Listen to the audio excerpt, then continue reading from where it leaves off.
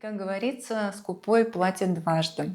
Перед тем, как начать ремонт, моя мама приехала и забрала Василису к себе в деревню, потому что я посчитала, что ребенку не стоит на время ремонта находиться в квартире, потому что это элементарное отсутствие возможности принять ванную, нормально сходить в туалет, постирать, и опять вся эта строительная пыль, грязь. Конечно же, мне хотелось оградить ребенка от всего этого, и поэтому я пришла к решению, что моя мама на время ремонта в квартире заберет Василису к себе. Она приехала, забрала ее, и это было начало сентября.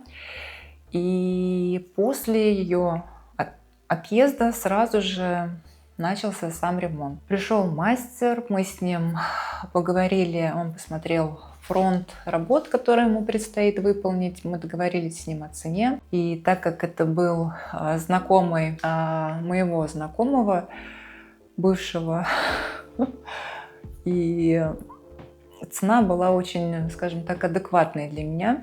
И после того, как мастер пришел, первую неделю поработал, я поняла, что я осталась без ванной, без туалета, без кухни, потому что когда начали работы в ванной, то затронули электрику, которая тянулась на кухню. И в итоге вместо быстрого ремонта, который я планировала, мы вместе с мастером планировали закончить через пару месяцев, весь этот процесс растянулся на полгода. После того, когда вскрылся тот факт, что помимо ванной и туалета мне предстоит еще и кухню ремонтировать, и коридор, были установлены новые сроки мастером. Они были где-то около 3,5-4 месяцев. Я думаю, здорово. Я поговорила с мамой, сказала ей, что Василиса еще немножко задержится, так как ремонт пошел не по плану. Она была, наоборот, рада, потому что у нее не было такой возможности, как можно больше времени провести с внучкой. И хотя бы здесь я была спокойна, что мой ребенок находится с мамой, Василиса привыкла к бабушке, к деду. Дома, в квартире, где проходил ремонт, конечно, не все спокойно и гладко было. И к совершению тех сроков, которые мастер мне тогда установил, очень много работ еще было не выполнено, точнее, огромная часть работы еще была не выполнена. И, конечно же, за эти 4 месяца я немножко уже подустала от той жизни, к которой я возвращалась после работы. Заходила в квартиру и видела пространство такое одно большое, единое, потому что пришлось снести все перегородки, полностью вскрыть пол, увидеть там много интересного, строить новые планы и разрабатывать новые стратегии по ремонту, по тому, где и сколько еще нужно денег найти на то, чтобы закончить этот ремонт. И в какой-то момент мастер, который работал у меня в квартире, делал ремонт, я уличила его во лжи. Вместо того, чтобы работать в моей квартире, он параллельно взял себе еще несколько других объектов и пару часов работал в моей квартире, остальное время на других объектах. Поэтому я приняла решение с ним попрощаться. Моя руководительница на работе накануне делала тоже ремонт в своей квартире, и она посоветовала мне ребят, которые работали у нее. Я приняла ее предложение и познакомилась с мастерами, с бригадой, которой предстояло делать ремонт, продолжить ремонт в моей квартире. И ребята пришли, оценили, мы согласовали с ним время, оплату. И когда они приступили, я увидела, что работа довольно-таки очень быстро и активно идет, и контролировать особенно не нужно было так, как с предыдущим мастером, потому что ребята очень ответственно подходили к тому делу, которое делали. И за пару месяцев ребята закончили наконец-таки ремонт в квартире. В целом ремонт длился около 7 месяцев. За все это время я свою дочь видела всего лишь один раз, когда ездила на Новый год в деревню к своим родителям для того, чтобы встретить этот праздник со своим ребенком и со своими родителями.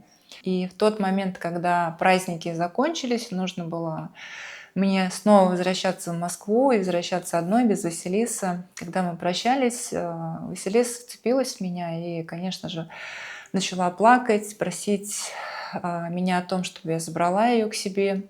И я понимала, что она плакала от того, что очень сильно скучала все это время по мне. Больно уезжать оттуда без нее. И когда я вернулась в Москву, начала поторапливать мастеров в том, чтобы побыстрее закончить. Наконец-таки этот момент наступил, ремонт был закончен, и у меня появилась возможность забрать Василису назад домой. И когда она приехала, первые 2 недели где-то она как хвостик ходила за мной, постоянно не отходила на меня ни на шаг. И она, конечно же, бегала по квартире, смотрела, потому что полквартиры были именно чем-то новым для нее, так же, как и для меня, в принципе. Все было новое, свеженькое, чистенькое, на мой взгляд, очень красивое. И после окончания первой части этого ремонта у меня в квартире осталась не отремонтирована комната, в которой раньше жила бабушка, и эта комната должна была стать комнатой Василисы. Чтобы закончить ремонт в этой комнате, у меня, конечно же, уже не осталось финансовых каких-то сбережений, которые мне удалось тогда заработать и отложить. И я взяла паузу где-то на год, чтобы за этот год иметь возможность еще подзаработать и отложить какую-то денежку для того, чтобы закончить ремонт в этой комнате. Прошел год. Через год я снова обратилась к тем ребятам, которые заканчивали ремонт в моей квартире. И за пару месяцев они отремонтировали комнату. Эта комната стала комнатой Василисы. И когда делался ремонт в этой комнате, конечно же, Василису я уже не отправляла в деревню к маме, хотя тоже очень много было пыли, грязи строительной, но мы эти несколько месяцев пережили с ней вместе, справились с этой всей строительной ситуацией. И когда ремонт в ее комнате был закончен, когда была уже куплена новая мебель, установлена, и когда Василиса переехала в свою комнату, я не знаю, насколько ей это нужно было. Да?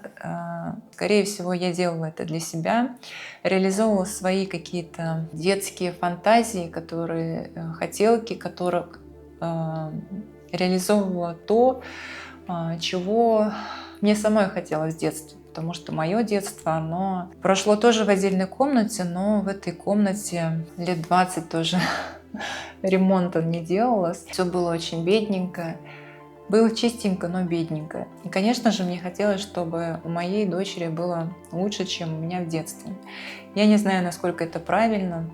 Возможно, кто-то считает, что не стоит ради детей стараться делать что-то большое, значимое. Но для меня важно, чтобы не только у меня, но и у моего ребенка окружающая обстановка в доме, в комнате, в котором мы живем, находимся, чтобы она была красивой, уютной, светлой, чистой, и чтобы возникало желание вернуться в свое маленькое уютное гнездышко. И чтобы сделать наше уютное гнездышко таким, каким оно стало. Фото, которое я вам показала, мне пришлось потратить 3,5 года жизни, чтобы реализовать свою мечту и сделать свою квартиру красивой, уютной, главное, безопасной. Тем, что я сделала в своей квартире, я горжусь, потому что я сделала это сама, без чьей-либо помощи материальной. И я горжусь тем, что мне удалось сделать. Спасибо, что досмотрели это видео до конца. Буду рада вашим комментариям, вашим лайкам. Если мой канал интересен вам, подписывайтесь, если еще не подписаны. Ну, а в следующем видео я начну уже с истории о том, как в моей жизни появился новый мужчина, и этот мужчина стал моим вторым мужем. До скорых встреч, берегите себя. Большое спасибо за внимание. Пока-пока.